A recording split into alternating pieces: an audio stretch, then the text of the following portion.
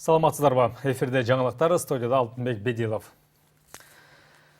Президент Сооронбай Жээнбеков Кыргызстанда дипломатиялық миссиясын баштаган 5 мамлекеттин элчилерин кабыл алды. Алар Армения, Улыбритания, Казакстан, Малайзия, Индонезия. Жаңы дайындалган дипломаттар өлкө башчыга ишеним грамоталарын тапшырды. Сый урматтын белгиси катары Ак үйдүн алдында ар бир элчини ардак кароол тосуп алды. Мамлекет башчысы 5 өлкөнүн элчисин Кыргызстандагы дипломатиялык ишмердүүлүгүнүн башталышы менен куттуктап, мамлекеттер ортосундагы мамилелерди бекемдөөдө олуттуу салым кошооруна ишенимин билдирди. Элчилер менен саясий, маданий, билим берүү, соода-саттык, туризм тармактарында эки тараптуу кызматташтыкты өнүктүрүү маселелери жөнүндө сөз козголду.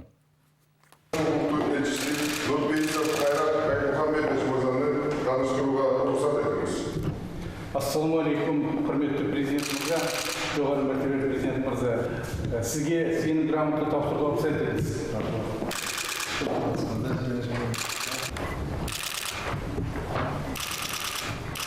Кыргызстанға қош келдіңіз.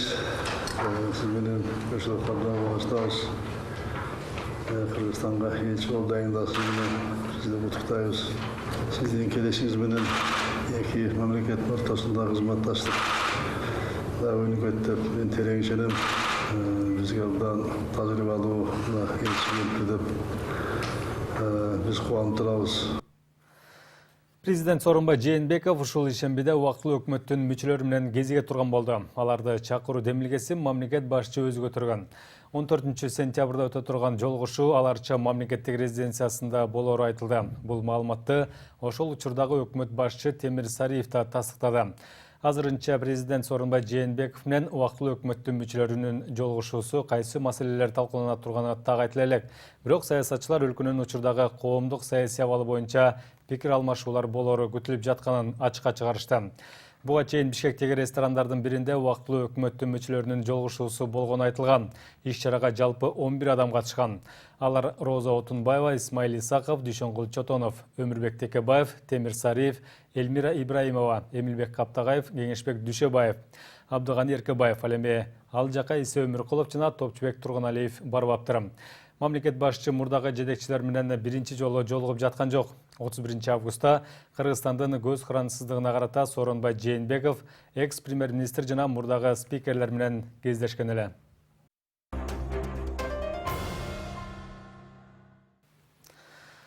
Кыргызстан-Өзбекстан чек арасында кайрадан талаш маселе жаралды. Буга Ош областындагы Араван районуна караштуу Тоомойун айыл өкмөтүнүн Керкидан суу сактагычынын аймагында кошуна өлкөнүн аскерлери өздөрүнө тиешелүү жер тилкесин тосуп баштаганы себеп болгон. Мындан улам жергиликтүү тургундар нааразылыктарын билдирип чыгышкан. Араван районунун акими тосулуп жаткан жерлердин делимитациясы бүтүп, чек ара белгилерин орнотуу гана калганын билдирүүдө. Бирок Керкидан айылынын эли Өзбекстан аталган тилкени өз билемдик менен тосо баштаганын айтууда. Эки тараптын ортосунда чыр чыккандан улам кече кечинде тартип сакчылары Керкиданга барып, жашоочуларга түшүндүрүү иштерин жүргүзүп тынчтандырышкан. Бирок бүгүн Кыргызстан Өзбекстанда кайрадан эл чогулду. Чек аранын аркы бетинде болжол менен алганда 30дан ашуун кошуна өлкөнүн жоокерлери жана бир нече аскердик техникалар жүргөнү кабарланды. Бирок мамлекеттик чек ара кызматы бул маалыматты четке какты. Талаштуу тилкеде чогулган жергиликтүү жашоочулар тосмолонгон жер Кыргызстанга караштуу экенин, Өзбекстандын жоокерлери кетишин талап кылышууда. Бул маселе бүгүн Ош шаарында талкууланат деп кабарланды.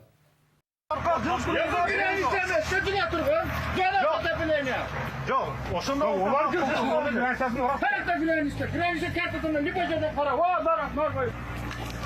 Олар грантан керек болот.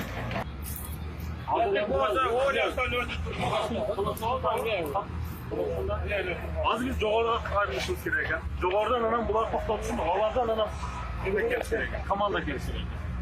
Bizlarga hozir 4 soat, 5 soatda edim, o 500 metr ketdi. Pozma bo'ldi. Ысык көл областынын Тоң району боюнча иштеген аскер комиссары ири суммадагы пара алды деп шектелүүдө. Мындай арыз менен экономикалык кылмыштуулукка каршы мамлекеттик кызматына бир адам арыз менен кайрылган. Ал комиссар аскердик билет алуу үчүн $1000 талап кылганын билдирген. Бирок аскердик билет колуна тийгенде документ жасалма болуп чыккан. Бирок кылмышка шектүү ага акчасын кайтарып берген эмес. Аталган факты кылмыштардын жана жоруктардын бирдиктүү реестрине пара алуу беренеси менен катталды. Бул боюнча ыкчам тергөө иштери жүргүзүлүп, пара алды делген аскер комиссары ошол убакта Тоң районунда иштеп турганы, кийин Баткенден Кадамжай районуна которулганы белгилүү болгон. Ал бир жума мурда Финполиция аскери прокуратурасынын кызматкерлери тарабынан кармалып, күнөөсүн мойнуна алган. Ал эми иш бөлмөсүн тинтүү учурунда ири суммадагы акча табылган. Кармалган аскери комиссары гарнизондук гауптвахтага киргизилди. Учурда сотко чейинки өндүрүш иштери жүрүүдө. Кайрадан адам өмүрүнө забын болгон жол кырсыгы катталды. Авария кече түштө саат 12 чамасында Чүй областынын Жайыл районунда Орто Суу Полтавка жолунда болгон. 16 жаштагы 11 класстын окуучусу Nissan Sefira үлгүсүндөгү унааны эч кимден сурабай айдап чыккан. Жанында 7 жаштагы иниси жана досу болгону айтылууда. Чүй областык жол кыймылынын коопсуздугун камсыздоо башкы башкармалынан кабарлашкандай, эки өспүрүм Новониколаевка айылындагы мектептен кичинекей баланы алып кайтып келе жатышкан. 16 жаштагы улан унааны айдап бара жатып, жолдон рулду башкара албай, даракка барып урунган. Кырсыктын кесепетинен айдоочу менен анын 7 жаштагы иниси ошол жерден мүрт кеткен. Ал эми экинчи өспүрүм оор абалда ооруканага жеткирилген. Маалыматтарга караганда, каза болгон жигиттин апасы чет өлкөгө иштегени кеткендиктен Орто Суу айылына тайнесиникине жашаганы жакында эле келгендиги такталды. Учурда каргашалуу окуя боюнча териштирүү иштери жүрүүдө.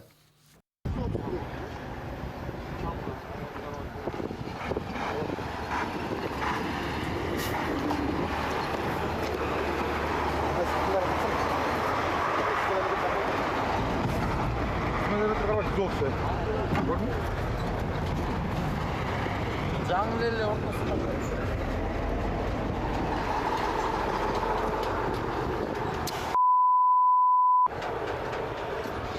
Булар каяктан? Өйдө жактан келатканбы, ылдый жактан келе жатканбы я? Мына аябай жолду. Өй жактан келаткандыр. Жака кирип турган. Кетти. Дагы бир жол кырсыгы Жалал-Абадта катталды. Авариядан улам Базар Коргон районунун Жаңы Акман айылында степ-вагон унаасы жол четиндеги сайга кулады. Бул маалыматты Жалал-Абад областынын жол кыймылынын коопсуздугун камсыздоо бөлүмүнөн да тастыкташты. Билдирмеге ылайык, бул окуяда кече түштө катталып, кырсык Бишкек-Ош жолунун 553-чакырымында болгон. Аварияга кабылган унаада 4 киши болгону маалымдалды. Алар ар түрдүү жаракаттар менен райондук ооруканага жеткирилди. Ал эми айдоочу жабыркаган эмес. Жүргүнчүлөрдүн айтымында степ-вагондун айдап бара жаткан адам уктап кетип, жол жээгиндеги 3-4 метр тереңдиктеги сайга кулаган. Унаа жайыраак аңтарылгандыктан машинанын ичиндегилер өтө оор жаракат алышкан эмес. Маалыматтар боюнча айдоочу Кара-Балта шаарынын тургуну экендиги белгилүү болду. Ал эми жүргүнчүлөрдүн экөө Кызыл Кыя шаарынын тургуну, бирөө Тажикстандан жаран экен. Алар Бишкектен Ошту көздөй бара жатышкан. Кече Ысык Көл областынын Каракол шаарында болгон катуу шамал бир нече үйдүн чатырын талкалап кетти. Маалыматка караганда, мунун кесепетинен Масалиев жана Элибаев көчөсүндөгү электр тогу үзгүлтүккө учураган. Өзгөчө кырдаалдар министрлигинен кабарлашкандай, кырсыктан жабыркагандар жок. Келтирилген чыгымдар бүгүн такталууда. Бул боюнча Каракол шаардын мэриясы жарандык коргоо комиссиясынын түзүп, жеринде иштеп жатат. Жергиликтүү бийликтин өкүлдөрүнүн айтымында, кырсыктан Кашка суу кичи районунун жанында тоо жакта жайгашкан Нургазиев, Муктаров көчөлөрүндөгү жана Ат майдандын айланасындагы жер тамдын, унаа токтотуучу жайлардын менен сарайлардын чатырлары талкаланып, унаалардын айнектерине урунганын билдирди. Азырынча шамалдын ылдамдыгына жана кырсыктан талкаланган турак жайлардын санын комиссия териштирип, канча адамдын үйү камсыздандыруудан өткөнүн тактап жатат. Суу Самыр айыл аймагында 5 айыл жараксыз калды. 8-9 сентябрда калың жааган кардан улам электр зымдары үзүлүп, мамылары кулап, электр тармагынын кызматкерлери оңдоп түзөөгө жетише албай жатканы кабарланды. Бирок жергиликтүү тургундар биринчи кезекте оорукана, мектептерди жарык менен камсыз кылгандан кийин гана турак жайларга киришүүнү талап кылып жатышкан экен. Учурда Суу Самыр өрөөнүндө байланышта үзгүлтүккө учурап жатыптыр. Бул жолку жааган кар жайыттарда малды кармоону да оорлоткон. Айрым чабандары малдар тоодон кулап өлүп, кээ бирлери тоодон түшө албай жатканын айтышууда. Белгилей кетсек, Суу Самырда жалпысынан 6100 гектар арпа эгилген болсо, анын 1100 гектары чабылган. Ал эми калган 5000 гектар Айдоо аянтындагы арпа кар алдында калды.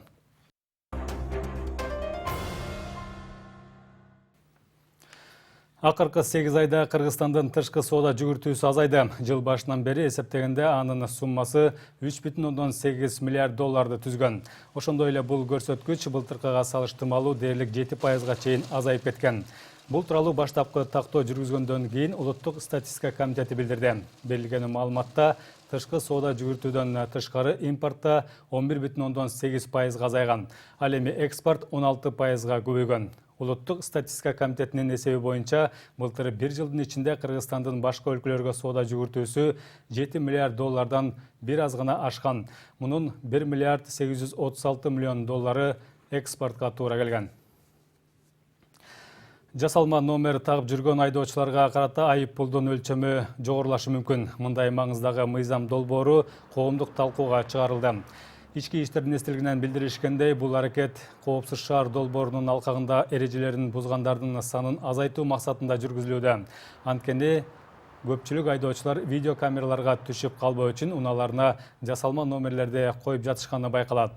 Азыркы учурда машинасына жасалма номер таккандарга айып пул 10 000 сомду түзөт. Сунушталган мыйзам долбоорунда бул сумманы 20 000 сомго чейин жогорулатуу каралган.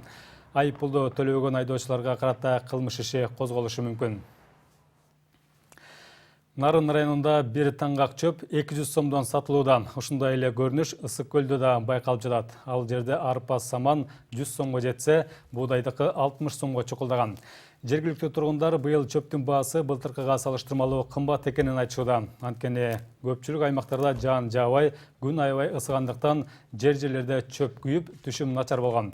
Ал эми Нарын районунда учурда чөптүн экинчи чабыты жыйналып жатат. Жашоочулардын айтымында аталган аймакта да анын баасы жылдагыга салыштырмалуу кескин жогорулады.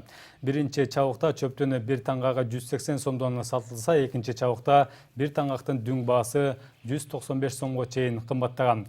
Сатып алуучулар бааны ортомчулар жогорулатып жатканын айтышууда. Жергиликтүү тургундар аба ырайы сууктап, быйыл кыш узакка созулса, чөптүн баасы мындан да жогорулашы мүмкүн деп кооптонуп жатышат. Эске салсак, өткөн жылы бир таңгак чөп 100-120 сомдон сатылган. Бишкек шаардык мэриясы желим бөтөлкөлөрдү атайын орнотулган челектерге гана таштоого чакырат. Бул үчүн атайын урналары пайда болду. Чоң бөтөлкө түрүндө жасалган конструкциянын бийиктиги 2 метрге жетет. Желим калдыктары үчүн коюлган мындай челек Бишкектеги Түштүк магистраль көчөсүндөгү жаңы бакчанын аймагына орнотулду. Жалпысынан шаар боюнча дагы 60 данасын коюу пландалууда. Алар толгон сайын ичиндеги желим идиштер чогултулуп, кайра иштетүүгө жөнөтүлөт. Россиядан Кыргызстанга акча которуу кыйла жеңилдеди. Кыргызстан коммерциялык банкы өз кардарларынын камын көрүп, ыкчам жана ыңгайлуу кызматты сунуштоодо. Эми саналуу мүнөттө М-банк тиркемесинин жардамы менен Россиянын бардык шаарларынан Кыргызстандын булуң бурчуна каалаган суммадагы акча которуу мүмкүн. Бул кызматты ишке ашырууга Россиянын Сбербанкы көмөктөшүүдө. Ыкчам жана ыңгайлуу Кыргызстан коммерциялык банкы кардарбарына жаңы кызматты сунуштайт. Эми үйдөн чыкпай туруп, Россиянын бардык шаарларынан Кыргызстанга саналуу мүнөттө акча которо аласыз. Бул кызматтын жардамы менен эми мурдагыдай банктарда кезекке туруп документтерди толтуруунун кажети жок. КМШ өлкөлөрүнүн ичинен Кыргызстан коммерциялык банкы Россиянын Сбербанкы менен биринчилерден болуп келишим түзүп, экосистема ыкчам акча которуу функциясына кошулду. У нас уже был сервис подобных переводов. Биздин башкы максатыбыз кардарлар үчүн ыңгайлуу сервис түзүү. М-банк системасы буга чейин Кыргызстандын аймагында гана иштеп келген. Биз мүмкүнчүлүктөрүбүздү кеңейтүү үчүн Россиянын каржы рыногунда лидер болуп саналган Сбербанктын өкүлдөрүнө кайрылдык. Алар биздин сунушубузга дароо эле макул болушту. Эми Россияда жүргөн мекендештерибизге кыска убакыттын ичинде Кыргызстанга акча которуу үчүн ыңгайлуу шарт түзүлдү. Эсепти толтуруу системасы бир топ жөнөкөйлөштүрүлгөн. Муну М-банк тиркемесин колдонуп жүргөндөр жакшы билишет. Буга кошумча операция Сбербанк онлайн мобилдик тиркемесинде жеткиликтүү. Бул системаны колдонуу үчүн болгону тиркемени ачып, анда чет мамлекетке акча которуу функциясын жана чет элдик банкты тандайсыз. Мындан соң тиркемеде дароо эле Кыргызстан коммерциялык банктын логотипи чыгат. Логотипти баскандан кийин Кыргызстандын коду менен бирге телефон номурду терип, которо турган акчанын суммасын жазасыз. Логотипти баскандан кийин Кыргызстандын коду менен бирге телефон номурду терип, которо турган акчанын суммасын жазасыз. Ошол замат эле тиркеме акчаны ала турган адамдын аты жөнүн аныктайт. Муну менен каражат жөнөтүлүп жаткан адам тууралуу маалыматты дагы бир ирет текшерүүгө мүмкүнчүлүк түзүлөт. Мындан кийин акча ала турган тарап каражаттарды дароо эле алмакчы. Теперь мы можем показать, как деньги приходят в наше приложение. Вот, пополнение счета через Сбербанк. Информация о денежном переводе. Мамлекеттик статистика комитетинин маалыматы боюнча Россия Федерациясында расмий түрдө 600 миңден ашуун кыргызстандык эмгектенүүдө. Алардын айрымдары жеке ишканаларда эмгектенишсе, кээрлери бизнес менен алектенишет. Россиядагы эмгек мигранттар мекенине байма-бай акчага отуруп келгендиктен, алардын түйшүгүн жеңилдетүү максатында бул функция атайын алар үчүн түзүлгөн. Мына ушундай жаңылыктар менен программабызды жыйынтыктайбыз. Саламатта туруңуздар.